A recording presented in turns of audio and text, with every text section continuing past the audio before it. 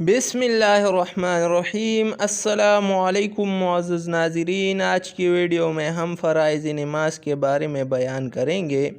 तो नमाज के 14 फ़र्ज़ है, जिनमें चंद ऐसे हैं जिनका नमाज से पहले होना ज़रूरी है और उनको नमाज के शराइत भी कहा जाता है, और चंद फ़राइज़ ऐसे हैं जो दाखिली नमाज है जिसको अरकान नमाज भी कहा जाता है। सबकी फहरिस्त ये है।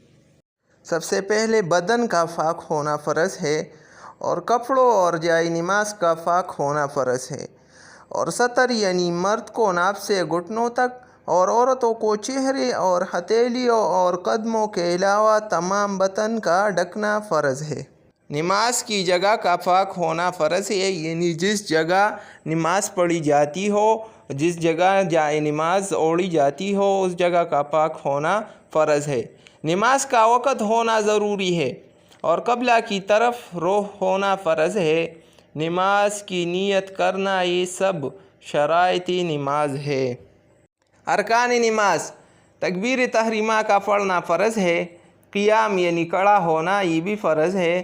क़िरात पढ़ना फ़र्ज़ है। रुकू करना और सजदा करना, ये सब फ़राइज़ है। कायदा अखीरा पढ़ना, कायदा बैठने को कहते हैं। जिस कायदा में सलाम पेरी जाती है वो कायदा अखीरा कहलाती है, और अपने इरादे से नमाज ख़त्म करना भी फ़र्ज़ है। अगर इनमें से कोई भी जानकर या भूल कर रह जाए तो नमाज ना होगी, दोबारा नमाज पढ़ना फ़र्ज़ होगा।